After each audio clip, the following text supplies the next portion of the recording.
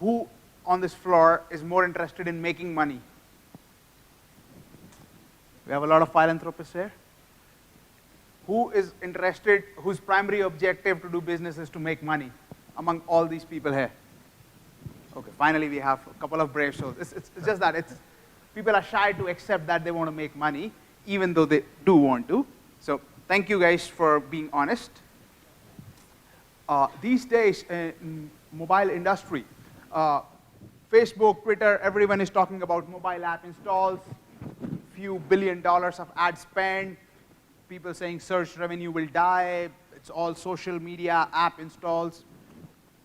Fine, great. But for a normal developer, what does that mean? For you, where do you want to make money? So at the moment, for the whole mobile app ecosystem, this is clustered into few specific big players. Unlike web, where anyone could make an app, make a website, full democracy, in App Store world, the three main categories where everyone is up there, you have to fit somewhere, and then these guys will make money. 30% of the revenues of whatever you sell goes to these guys, but you still need to make money, and you need to market your product, advertise. As an app developer, what do you do even if you can afford the so-called expensive app install ads?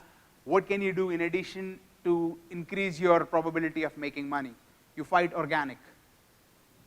To fight organic battles, you need to define your framework, define a strategy on how you will fight organically. If you see in these, a lot of these ecosystem players have their personal preferred apps, their featured category, so there is natural search. Google just announced that they will be launching ads inside Google Play as well. So even when people search, just like search in App Store also, there would be ads. So an app developer who wants to grow big, he has to fight on the natural discovery mechanics as well. Let's see how you can fight those trends and still make money without being held hostage by a social network for being dependent on app install ads. I'm nothing against those social networks, it's just that I love democracy and I love to have a fragmented ecosystem where people can innovate and think beyond specific SKUs. So from where I see is the three main pieces on how you want to make money and how you can actually go about making money. Searchability, discoverability, and virality. Search is still the most important organ on how people get to access your apps. So I'll show you some data points from industry leaders which will show the impact of what can actually search do. You don't need to have $100,000 billboards or a TV commercial to promote your apps. They can help, but more than that is how do people search. Head of search and discovery, Google Play. One data point. AdMob, which is one of the similar networks in this domain. If you see for the browsing through an Android market, you have 65% Android. iPhone is not too far, 59. You're looking at more than 50% of the users discovering the apps by search. So I'm not fudging up, making up these numbers. There are industry standard guys. There are more of the brand names you will know who will endorse this strategy that search is very, very important. Just like 10 years back, SEO was everything, ASO is everything now. App Store optimization. And of course, there are different battles you fight on different app stores, but people need to focus on that. Content is important, but how you deliver the content. Searching for a specific type of app. Word of mouth. So the so-called viral factor, social media factor is still the third. Seeing ads while using other apps. That's where all the money is going. Fourth. News articles, fifth. So that gives you a flavor of where the industry is moving, and we can follow the trend of what the big PR releases from big media houses say, or we can see what the real market research data say. Nielsen, I'm sure everyone knows this name at least. Right, I'm sure you guys know this. App Store search, friend and family, was north of 50%.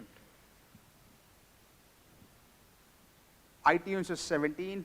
App discovery, so there are these best app of the day, the portfolios which give you recommendations, 20%. It's skewed towards that. We'll go in deep on how you can actually ace that. So now that's where users are, that's how users are behaving, how do you actually use it and work towards that? Forrester, percentage of apps each channel. App Store search 63, friends and family 50. So now that there is enough data from the industry that searchability actually works, how do you actually do it? Now I'll probably go deep dive in some of these things. Please stop me at any point of time. Just raise your hand if you have a question. Our friends will bring a mic to you so that we can take that question there itself. In-store optimization and off-store. So inside the store, how do you do it?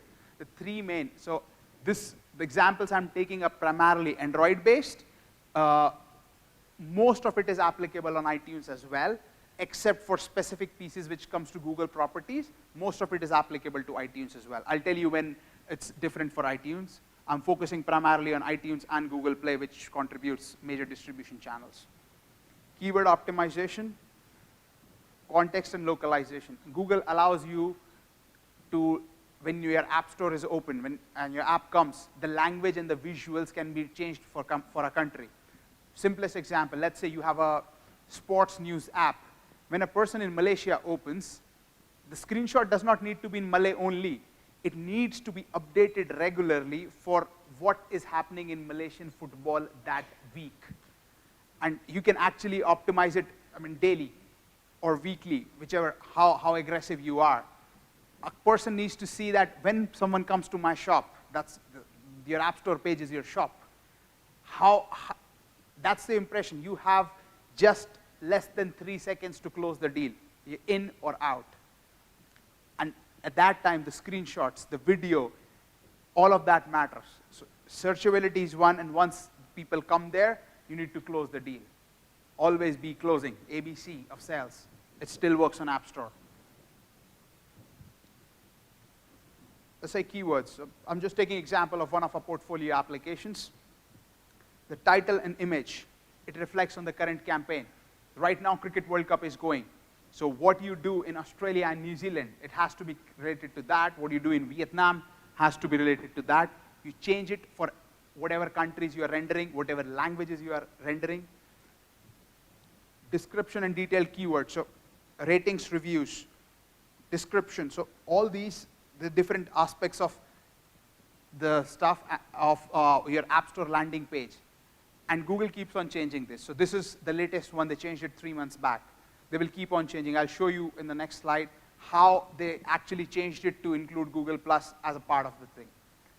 What most app developers and publishing houses do not realize, that this is where 50%, 60% traffic is gonna come.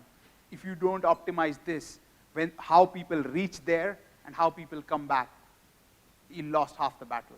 Your Facebook app installs can throw people to the App Store. They cannot close it for you.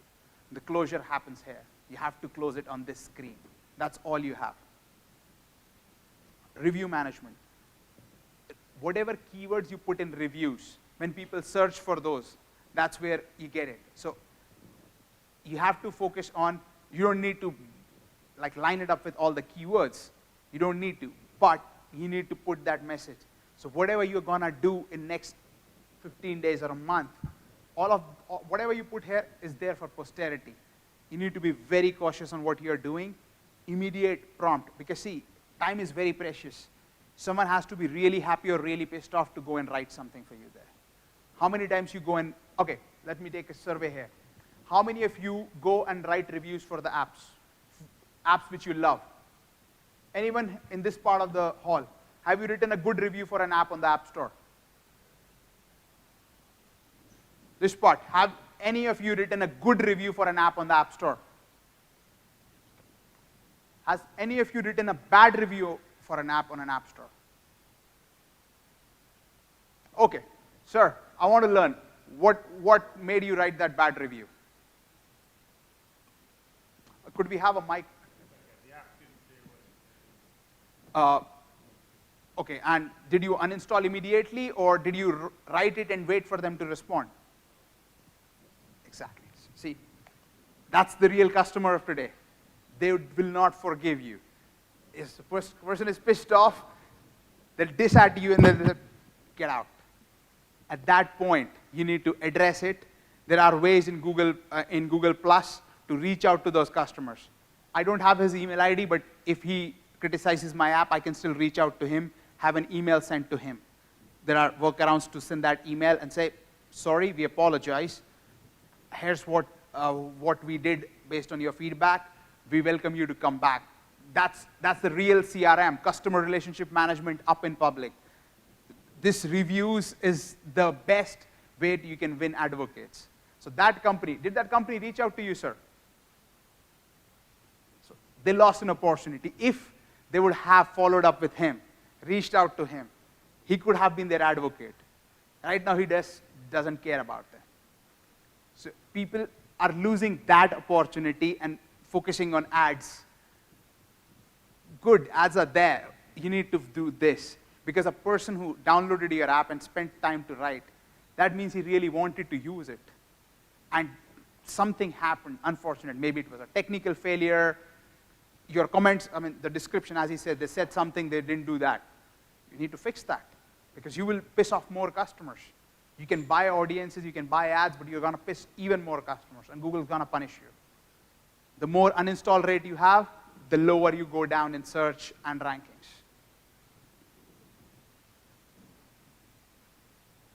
Okay, here's a key difference, how social media comes into the App Store.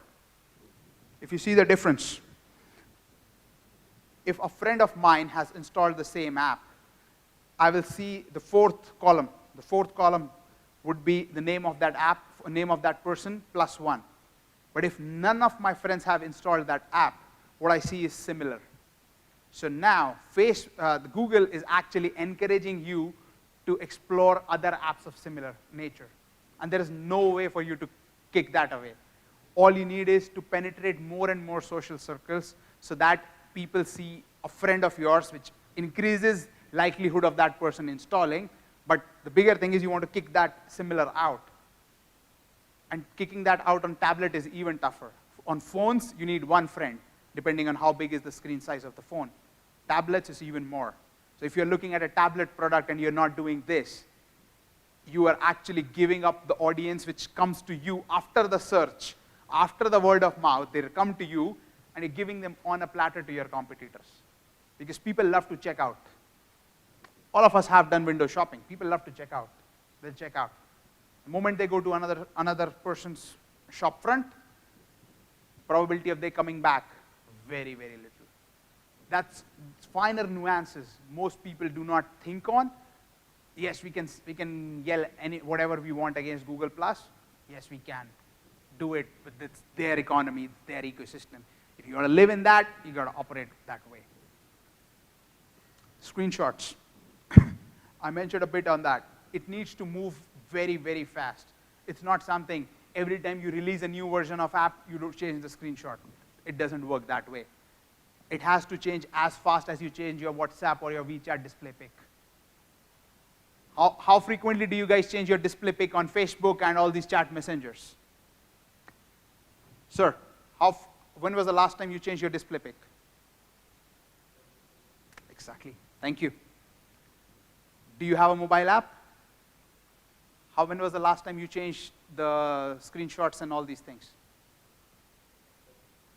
And what was the previous time you did it? So you're changing it every day? I'm happy. I would love it if you were changing it every day. Sorry. Okay, good. We have someone who is actually getting it, but most people are not changing it. So you care more about your Facebook display pic, your WeChat display pic, but you're not caring about your product, which is probably your livelihood or close to your livelihood. You got to change it much faster than you change your status messages and your display pics. It's as important as that. Most people okay, App Store is different. It is not. It's very similar. It's a social network where people come to check you out, and if they like, install is equal to friend request or follow. It's exactly. You need to be always looking tip-top, always be desirable.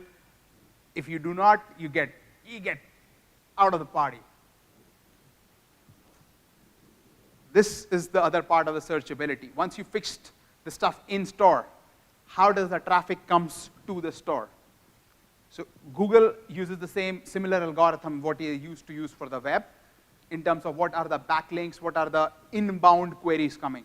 And of course, you try buying the links from link farms, you get punished. What are the natural links pointing to you? So sitting in a dark room making an app, that's not enough. What people are talking about you, how many people are sharing your app in their blogs, in their news, in their social networks. That's key importance. I'll come to Google+. So yes, Google may split it into 3 pieces, maybe. But the streams, that's called the stream product, will still remain, the profile and what articles you share. They might hive off photos and Hangouts. That will still live. Google Plus is the glue which sticks all Google products together. You're logged into your Google Play with your Gmail ID. The fact that you have a Gmail ID, you get a Google Plus by default. So it will stay. So as an app publisher, no matter how much you hate, that stays. And Google respects that because all those plus ones you saw, those plus ones come from there. Any traffic, any reference there has more respect than it would have on a competitor website. So this is how a typical page would look like for an app. So you have to create a page if you want to do anything, and a YouTube channel is automatically created if you put a video. What matters here is how many views and how many followers. This is a very old image. We have much more now. So this is very important because these many people are following. How actively you are doing your community management on this. Yes, do your Facebook community management, do your Twitter community management. I'm not saying shut it down, but ensure you don't shut this down. You shut this down, it has impacts because other people are not gonna shut it down. They're gonna go double. So it's simple. This is a blue ocean. There's less competition. It's much easier to fight this as compared to Facebook. Facebook people can buy stuff. There are no in-stream ads for Google+. There are some on the side, but not in-stream. This is still more organic. I'm not saying devote as much attention as Facebook, but don't ignore it either. You can do a lot of things. There are circles like Facebook likes, so you can add people to your circle, the brands which are more associated with you, so that when Google sees you, it sees, okay, it's an active profile. It's not a dumb person or dumb robot doing something. It sees engagement. Maybe you are sharing the same content as Facebook, whatever product you're using, Hootsuite, Buffer, or something. The incremental cost of doing this is very limited as compared to the ROI. So one-time setup and then basic maintenance. So it stays active. Google sees it is active. That's what they need. That's what they want it to be active so that it does not become a ghost town. That's the rule of the game. You play by the rules of the game. YouTube. Everyone knows how big that is, but especially if you have a video streaming product, it's very important. Anything which is there, all the keywords, in every description of a video, you can add call to action to reach out to your app. All those backlinks count. Any backlink which is coming from a Google property is more respected. You change this as frequently, because if you are running any campaigns, any marketing, any social media, whatever video assets you have, you keep them. In case you don't have video assets, it's fine. There would be some video content relevant to everything. YouTube has such a huge audience, such a big collection. Make playlists, share those playlists, follow the relevant channels so that it is active. Stay engaged with the community, because everything what you do, the juice flows back. The mothership loves when you love the kids, the mothership loves it. Again, that's like all the images needs to be refreshed very frequently, the text, the same typical search engine tactics work, but you need to track them as well. So if some of you are interested in how to track, you can actually track installs from there. The attribution models can be built. So is your YouTube channel actually giving you installs as well, in addition to whatever benefits in the search rankings? Last one. on this one, backlinks and deep links. Deep links is a very, very interesting animal right now. If you search for food place Singapore on Google, on a phone, or let's say food place and you name a specific place, the search result, if you click, it can actually take you inside a specific page of an app. You need to allow Google to search inside your app, unless you are doing like a banking application or something, it's a different matter. But if it's a consumer grade application, allow Google to search inside it. You can modify the manifest file of your Android file. Google reads inside it, and if there is a relevant search result, it will send people inside the app. And you measure these. This way you're part of the ecosystem. You do not prompt people to go multiple places. And if the person does not have that app on the phone, the person is sent to the app store. If the app is there, it opens with that specific page inside the app. The more links inside your app are indexed, the higher is the probability of you going up in the search results. And these are organic search results. These are not App Store search results. App Store, only the app comes. Just google.com, these deep links will help. Backlinks are if you have people who are writing about you, just be proactive to tell them what links to use instead of, so usually what you have is a landing website as well as a Google Play URL and a download now button on your landing website. Just communicate proactively that the traffic goes to your app store directly.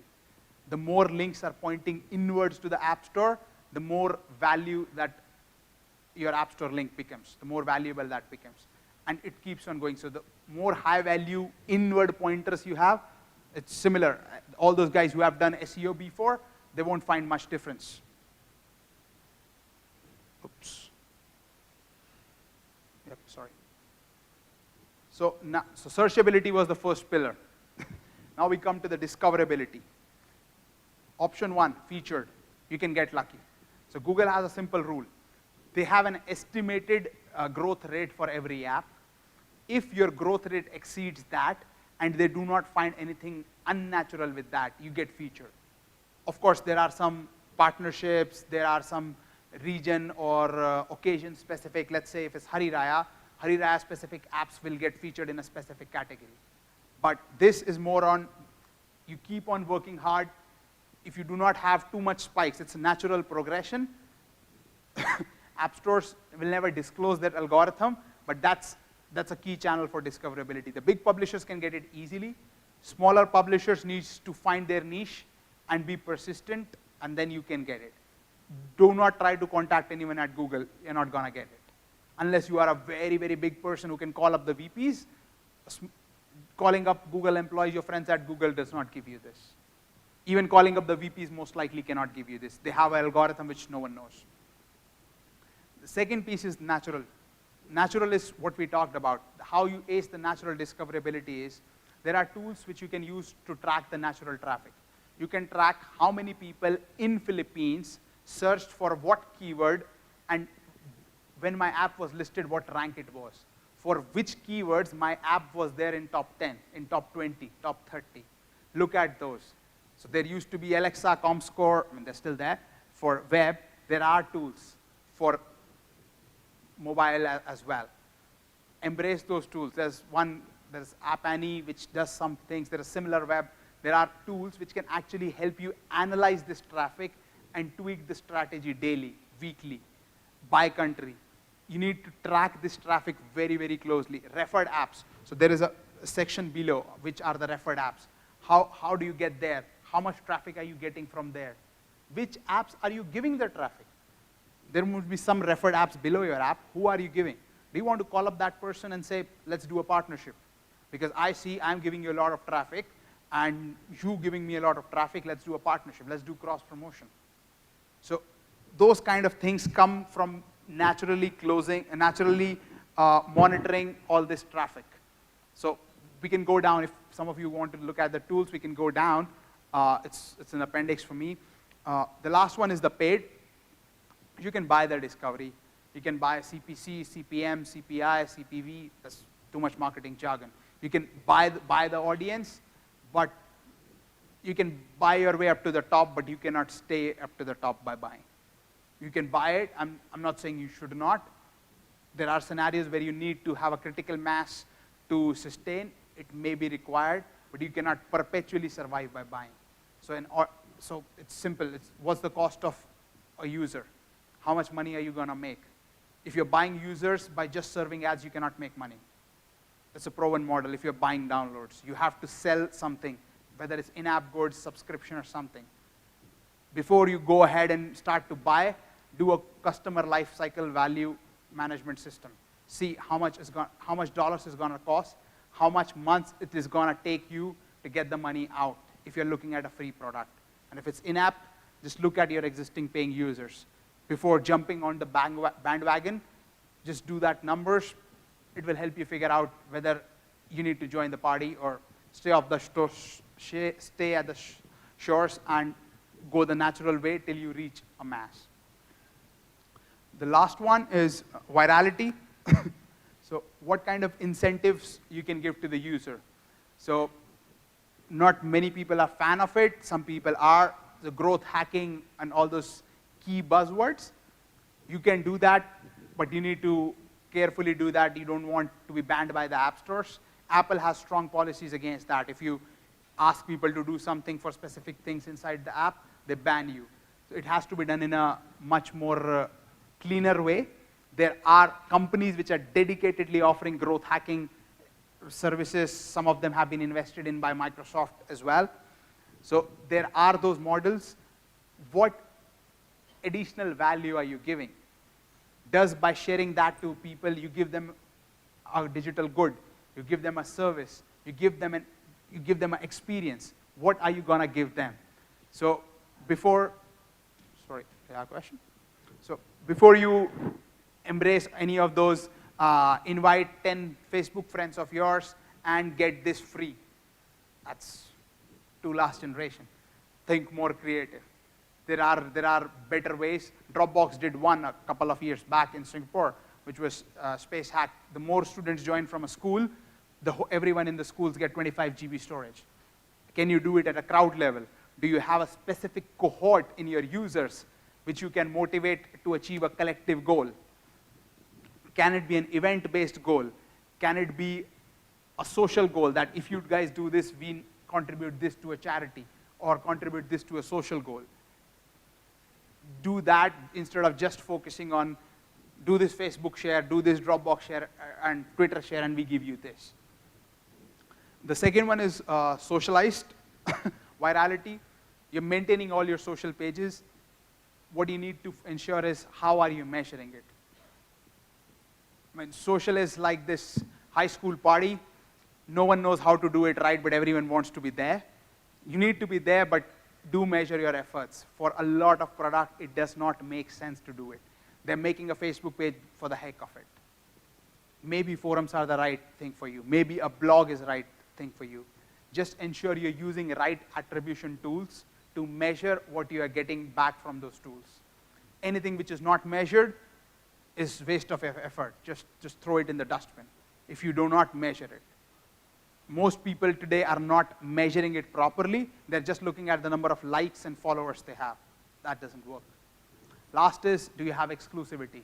Can you bring out experiences for people which they can enjoy, which they can cherish?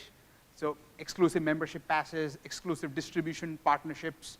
That's the last thing you can get for virality, special user groups, and they get to access that functionality. So that's the three main pillars, I would say: searchability, discoverability, and virality. I'm open to questions now. So no questions? I loved it. Thanks, mate. Thank you. Well done. Okay.